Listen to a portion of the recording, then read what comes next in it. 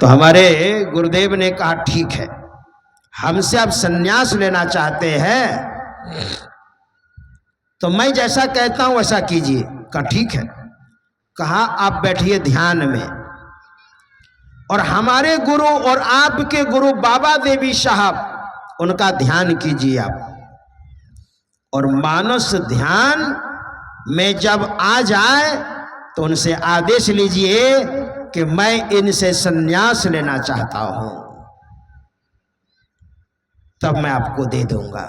जब ध्यान हो जाएगा और मांग लीजिएगा तो आदेश मिल जाएगा। गुरु की मूर्ति मन मही ध्यावे, जो इच्छे सोई फल पावे।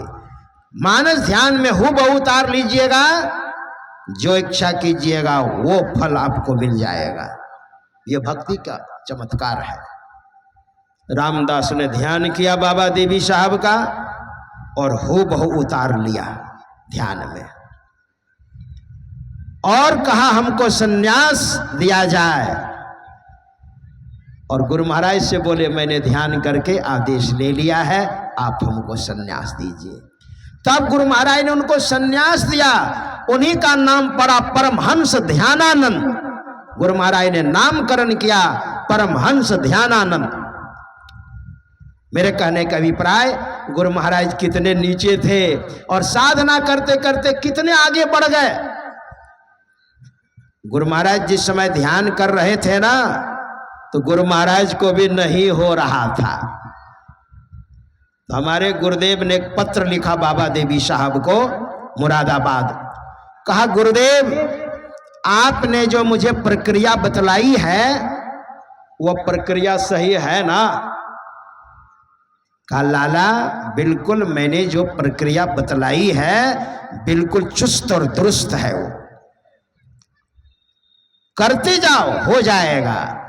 और करते करते जब हो गया तो हमारे गुरुदेव कहते हैं सुखमनिया में मोरी नजर लागी, सुखमनिया में मोरी। और परिभाषा दे रहे हैं गुरुदेव, अगल बगल कहूं दृष्टि न डोले, अगल बगल कहूं दृष्टि न डोले, सन्मुख बिंदु पकड़ लागी हो, सन्मुख बिंदु पकड़ लागी, सुखमनिया में मोरी नजर लागी। बोलिए। हमारे गुरुदेव से एक दिन पूछा बाबा देवी साहब ने, लाला इसके पहले क्या करते थे? कहा दरिया साहब संप्रदाय के एक साधु से मैंने दीक्षा ली थी गुरुदेव। पहले क्या करते थे? का मानस जप, मानस ध्यान दृष्टि योग की जगह पर त्राटक करता था। तो हमारे गुरुदेव ने कहा पहले दरिया पंथी थे, अब समुद्र पंथी हो गए। तो क्या मानस ध्यान में हूबहू उतार लिया? तो हमारे गुरुदेव कहते हैं नहीं गुरुदेव, धुंधला दिखाई पड़ता है मानस ध्यान में। तो बाबा देवी साहब ने कहा मैंने राधा स्वामी संप्रदाय के दूसरे आचार्य राय बहादुर शालीग्राम साहब का ध्यान किया और बहु उतार लिया। राय बहादुर शालीग्राम साहब से बाबा देवी साहब ने भजन भेद नहीं लिया था, उनके प्रति श्रद्धा रखते थे बाबा देवी साहब, उनके साथ सत्संग करते थे। इसलिए श्रद्धा होने के कारण उन्हीं का ध्यान कर लेते थे बाबा देवी साहब, इस तरह से। तो ये कहा मैंने ध्यान किया और बहु उतार लिया। अब बताइए, हमारे गुरु महाराज को भी शंका होती थी, गुरु महाराज खोजी थे। जैसे सबरी को शंका हुई ना, किन्हीं को भी शंका हो सकता है।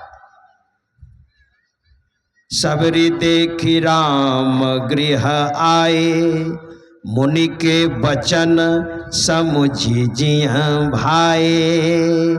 अब मुनि के वचन समझ में आ रहा है, मतंग मुनि के वचन अब समझ में आ रहा है। बेटी तुम्हें कहीं जाने की आवश्यकता नहीं, यहां बैठ करके भजन करो। भजन मतलब भक्ति। आप बताइए ये भक्ति क्या चीज है? हमारे गुरुदेव भी अपने आप को शून्य समझ रहे थे भक्ति के बिना। शबरी भी अपने आप को खाली खाली समझ रही थी भक्ति के बिना। और भक्ति आ गई तो भगवान आ गए। हमारे गुरुदेव को साधना हो गई तो बड़े बड़े हस्तियां, बड़ी बड़ी हस्तियां गुरुदेव के पास आकर माथा टेकने लग गई। जब गुरुदेव ने प्रवचन दिया हरिद्वार में तो वहां के बड़े बड़े विद्वानों ने कहा था हिमालय से निकली और ऋषिकेश, हरिद्वार, प्रयागराज होते हुए भागलपुर होते हुए बंगाल की खाड़ी में गंगा मैया समा गई।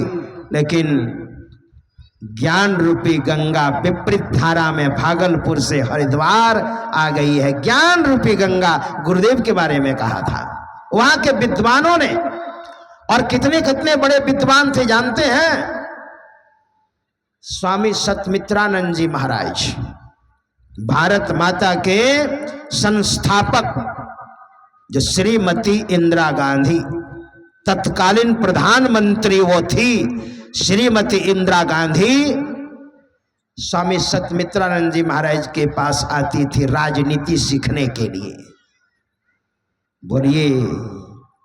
और ऐसे स्वामी सतमित्रानंद जी महाराज गुरु महाराज के मंच पर थे और उन्होंने कहा था कि ज्ञान रूपी गंगा भागलपुर से विपरीत धारा में हरिद्वार आ गई है। गुरुदेव के बारे में कहा था। और हमारे गुरुदेव ने कहा था मैं उस रास्ता को बताऊंगा, वह रास्ता कहां से प्रारंभ होता है और कहां अंत होता है। देखिए भक्ति में कितनी ताकत है। भक्ति, भोले बाबा भी अपने अंदर अपने आप को खाली खाली समझते हैं। अगर ये भक्ति नहीं है तो भोले बाबा भी कहते मैं भी कुछ नहीं हूं भक्ति के बिना। भगवान श्री राम के पास भोले बाबा आए। पढ़िए रामायण। भगवान श्री राम का राज्याभिषेक हो गया। बहुत सारे सिद्ध पुरुष लोग आते थे तो भोले बाबा भी आए। और भोले बाबा ने प्रणाम किया भगवान श्री राम को और क्या कहा, एक चीज हमको दीजिए महाराज। कहा ठीक है मांगिए। तो भोले बाबा क्या कहते हैं, बार बार बर मांगो, बार बार मैं मांग रहा हूं। हरसि देहु श्रीरंग, प्रसन्नता पूर्वक आप हमको प्रदान कीजिए। पद सरोज अनपायनी, भगति सदा सतसंग। पद सरोज मतलब आपके चरण कमल की भक्ति चाहिए। और अनपायनी का मतलब कभी टूटे ना बीच में, लगातार भक्ति बनी रहे हमारे अंदर, भक्ति करने की इच्छा बनी रहे, साधना करने की इच्छा बनी रहे, सत्संग सुनने की इच्छा बनी रहे। सत्संग भी तो भक्ति है। प्रथम भगति संतन कर संगा। सत्संग में बैठे हैं ना, आपकी पहली भक्ति हो रही है। और ध्यान करने का मन करे, महापुरुष संश्रया, ये भक्ति हमको दीजिए महाराज, कभी बीच में टूटने ना पावे। भोले बाबा ने भक्ति की मांग की है, भक्ति की याचना की है। बोलिए आप। इसलिए भोले बाबा की महिमा है दुनिया में। भक्ति नहीं है तो अपने आप को जीरो समझ रहे हैं भोले बाबा। बोलिए आप। ये धन जो है ना कोई चुरा नहीं सकता है। खर्च न होवे या को चोर न लेवे, और दिन दिन बढ़त सबायो, पायो जी मैंने नाम रतन धन पायो। ये भक्ति है। भगवान विष्णु से पूछिए आप। भगवान विष्णु भी कहते हैं जहां भक्ति है, जहां भजन है, वहां पर मैं रहता हूं। मुझे भक्ति बहुत पसंद है।